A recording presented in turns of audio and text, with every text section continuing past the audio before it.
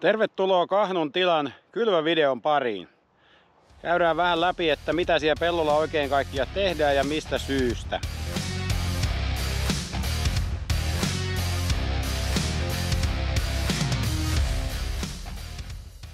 Ollaan parhaillaan levittämässä liitukalkkia tulevalle juurikaslohkolle. Tässä on pH hivenen liian matala ja sitä on kyllä koitettu ylöspäin monella kalkituksella, mutta multavan maan takia se ei vaan tahdo nousta. Ja nyt muutamana vuonna tämmöisellä vähän happamilla lohkoilla on käytetty sitä, että on laitettu liitukalkkia ennen muokkausta ja sillä saatu sitten parempi satovaste sokerijuurikkaasta. Syksyllä sitten nähdään, että oliko tämä vaivan väärti vai ei.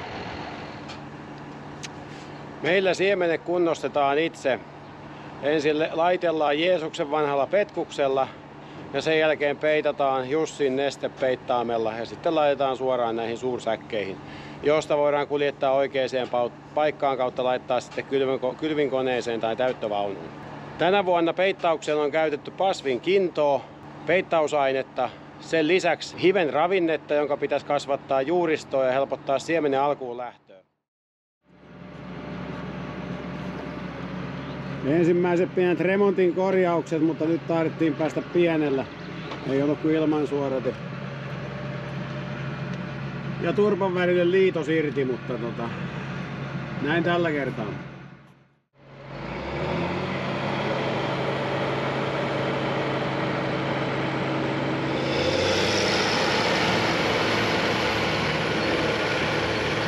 Siinä laitetaan vähän voimaa peltoa. Siihen paskaa laitetaan sellainen sopivasti. Ihan niin paljon ei riitä mitä haluaisin, mutta saan edes jotakin typpeä siitäkin. Ja sitä on kuulemma kylvöön ensimmäinen uhri tullut. Tää ei lähde nyt käyntiin. Katsotaan mikä homma tässä on. Ja taas rokkaa. Yrkäs oli jossain vähän kateessa, mutta näyttää siltä, että ei tarvitse sammuttaa sitä kylvöön aikaan traktoria. Jaha, ei kylväpäivä, ettei muutamaa murhetta. Voima tuolta olin tulossa. Tuonne olin menossa. Toinen nivelakselin pää lienee tuolla paskan joukossa ja toinen tässä maassa. No, kai tästäkin jotenkin selvitään. Täällä ollaan äestelemässä ensimmäistä juurikasmaata. Tuli poikkeuksellisesti oikein itse äesteleen, kun pojat ajaa vielä paskaa ja siirtää, niin ei ollut äestysmiestä nyt tähän kohtaan. Maa näyttää aika raaalta vielä, että mitään kauheita kiirettä kyllä ei ole. Tavoite on ajaa semmoinen 4 senttiä multaa tähän tasaisesti koko maahan. Katsotaan kuinka se onnistuu. Äestykset tehdään tämmöisellä Potilan 9 metrin Magnum äkeellä. Tässä on 8 piikkiriviä ja sitten isot telipyörät. 4 kappaletta, joka pitää sitten äkeen pinnalla ja muokkaussyvyyden haluttuna. Sanotaanko, että on ehkä vähän keskivertoa tarkempaa hommaa meillä, että se multaa olisi juuri oikea määrä.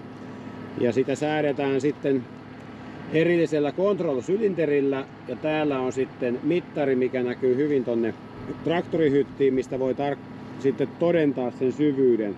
Syvyyttä säädetään maan multavuuden ja kovuuden mukaan. Tälläkin lohkolla, missä tässä parhaillaan ollaan, on erittäin kovaa savea ja erittäin pehmeitä ruoppaa, niin on montaa eri syvyyttä, mitä on pitänyt käyttää.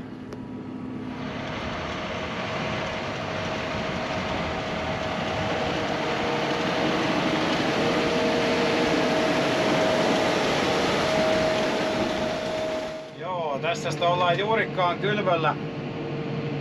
Homma sujuu ihan hyvin. Maa ei ole ihan vielä ehkä parahultaista kautta hyvää. Pikkusen jää turhan paljon kokkaretta ja joutuu hieroa aika paljon äkeillä. Tää juurikaskoneen vannas on semmonen, että pitäisi olla aika hyvä tää pelto, että siitä saa kunnon kylvön aikaiseksi. Muutenhan tää on varsin lepposaa hommaa. Sanotaanko, että aika rauhallisen miehen hommaa. Et en tiedä miten mä oon tähän hommaan oikein eksynyt. Yleensä pikemminkin niin, että vauhtia ja nopeutta, niin se on mukavaa. Tää ei ihan nyt mahdu kyllä siihen genreen. Saatiin isompaa DR:n pari anturia vaihdettua, josko lakkais niistä herjaamasta ja tiputtelemasta tehoja. Tosin löytyy yksi uusi vika. Turbon putki näyttää olevan rikki, mutta naapurin jokkismieheltä saatiin vähän tuommoista tuukia ja palovillaa, niin josko se saatais pysymään ilman tulipaloa pari päivää, että saa uuden putken siihen. Hätäkeinot keksii tunnetusti. Nyt on päästy kylvöhommien pariin, alettu kylvää viljaa. Ja feedway-ohraa menee tällä hetkellä maahan täällä Mouhijärven kautta Sastamalan Putajassa. Meillä on kylvinkoneena tämmönen Väärestarin Spirit 6-metrinen ilma-avusteinen kone, jossa on fixed drill, eli täällä on ensin lautasmuokkaimen kiekot, joiden taakse tulee sitten apulanta jokaiseen väliin, niin kuin siellä näkyy. Ja sitten täällä on normaali pyörästö ja niiden takana on sitten vantaisto. Eli tämmönen 2-vannas kone ja perässä kannatin pyörä, mikä sitten pitää oikein työsyvyyden. Itse tykkään aina eksakteista luvuista, näin insinöörinä, niin mitataan missä syvyydessä siemenet tällä kertaa on. Ja kyllä se siihen 4 senttiin näyttää menneen, eli tavoitteessa sinänsä ollaan. Tän näköinen toimistonäkymä tänään. Täällä ajellaan automaattiohjauksella, niin kuin melkein kaikki muukin hommat tehdään. Ja Väärestarin vanhan liiton 90-luvun kunnon pelikonsolin näköinen kylvinkoneohjausyksikkö on kylläkin aika hyvä, vaikka ehkä vähän vanhan liiton näköinen ja makuinen onkin. Näissä uusissa koneissa nämä hallintolaitteet on kyllä aika hyviä. Esimerkiksi tässä Jontikassa niin käytännössä kaikkea toimintoa ohjataan tällä joystickilla.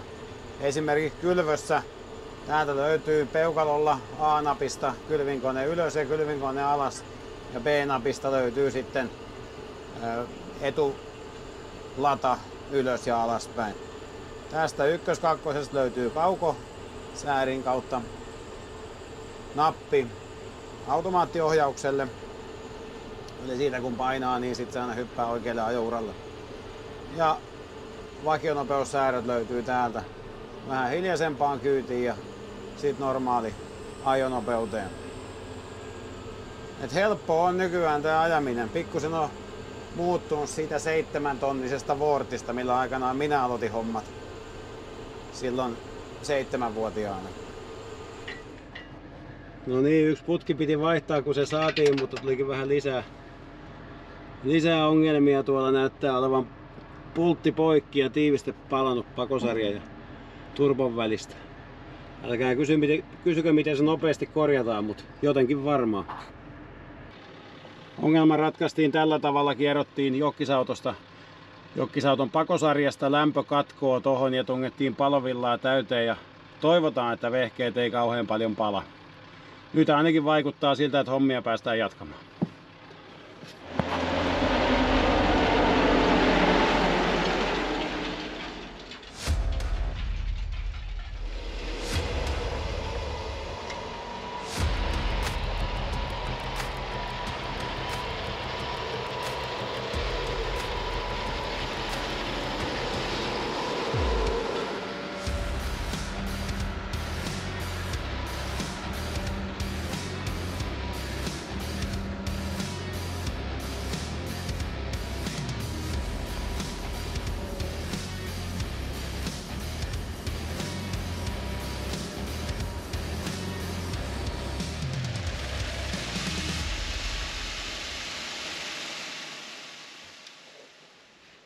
Niin se näyttää ruotsalaisten laakerit antautuneen, mutta aksilla näyttää olevan ehjältä, niin toteutamme niin, että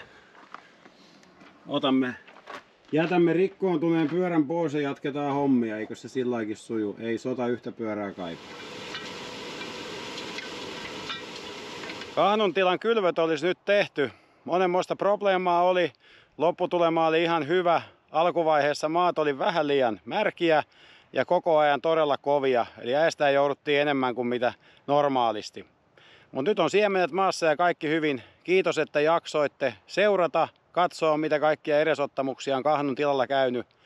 Ja ottakaahan Follow Farmerin somekanavat seurantaan, näette mitä tapahtuu kesän aikana. Kiitos.